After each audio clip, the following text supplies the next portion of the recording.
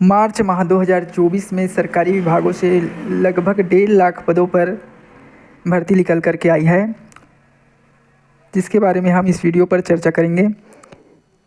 वहाँ कौन कौन से पद है और किस विभाग से कितनी भर्ती निकल कर के आई है, आयु सीमा क्या है, योग्यता और फॉर्म भरने की अंतिम तिथि, सभी जानकारी आपको इस वीडियो के माध्यम से देंगे। तो वीडियो पर शुरू से लास्ट तक बने रहें। पहला जो वैकेंसी है स्टाफ सिलेक्शन कमीशन एसएससी से 4187 पदों पर दिल्ली पुलिस के लिए वैकेंसी निकल कर के आई है, जिसके लिए योग्यता ग्रेजुएशन रखी गई है। आयु सीमा 20 से 25 वर्ष के युवा इस फॉर्म को अप्लाई कर सकते हैं। फॉर्म भरने की अंतिम तिथि 28 मार्च 2024 है। आवेदन शुल्क ST SC को कोई शुल्क नहीं लगेगा, OBC जनरल वालों को 100 रुपये लगेगा। इसमें जो वेतन है अच्छा खासा है, तो आप इस फॉर्म को ऑनलाइन 28 मार्च तक अप्लाई कर सकते हैं। इसके बाद अगला जो वैकेंसी है इंडियन रेलवे से निकल कर के आया है। 9144 पदों पर टेक्नीशियन के लिए ग्रेड 1 और 3 के लिए है ये। योग्यता इसमें 10वीं प्लस ITI या फिर डिप्लोमा या फिर ग्रेजुएशन आपका साइंस में होना चाहिए। फिजिक्स आपके सब्जेक्ट में होना अनिवार्य है, फिजिक्स केमिस्ट्री मैथ या फिर इंजीनियरिंग डिग्री आपके पास होना चाहिए। आयु सीमा 18 से 36 वर्ष है। फॉर्म भरने की अंतिम तिथि 8 अप्रैल 2024 है। इसके लिए आवेदन शुल्क 250 रुपये से 500 रुपये तक का है। कैटेगरी वाइज से आपको यह शुल्क लगेगा और वेतन अच्छा खासा है। इसमें ऑल इंडिया के कैंडिडेट इस फॉर्म को अप्लाई कर सकते हैं। इसके बाद जो अगला वैकेंसी है union public service commission UPSC 323 पदों पर पर्सनल असिस्टेंट के लिए निकल करके आई है। योग्यता ग्रेजुएशन। आयु सीमा मैक्सिमम 30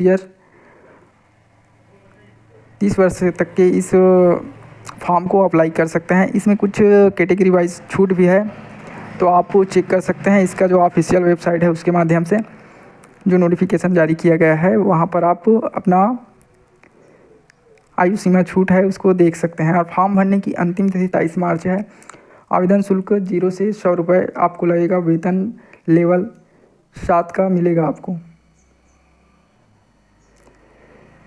इसके बाद जो अगला वैकेंसी है इंडियन रेलवे से RPF के लिए है। 4660 पदों पर कांस्टेबल सब इंस्पेक्टर के लिए है।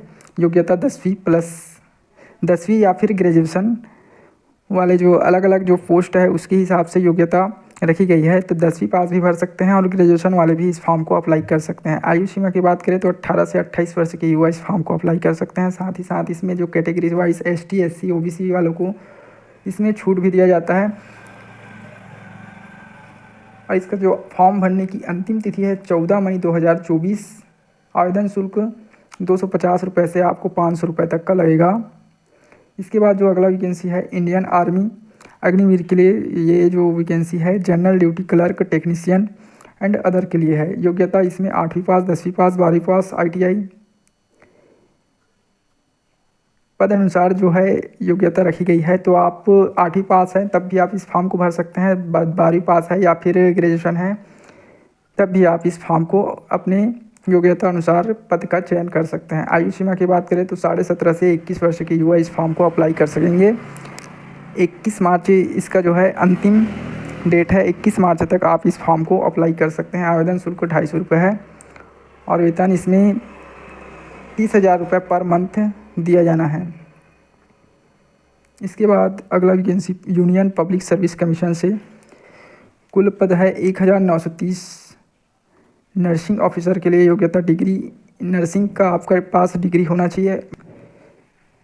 एज लिमिट की बात करें तो इसमें 30 वर्ष तक के युवा इस फॉर्म को अप्लाई कर सकते हैं और फॉर्म भरने की अंतिम तिथि 27 मार्च है। आवेदन शुल्क आपको 0 से 100 रुपीज़ कैटेगरी वाइज से आपको यहाँ शुल्क लगेगा। वेतनमान आपको लेवल 7 के अनुसार मिलेगा। इसके बाद जो अगला वैकेंसी है सेंट्रल बैंक ऑफ इंडिया 3000 पदों पर अप्रेंटिस 1 साल के लिए है ये।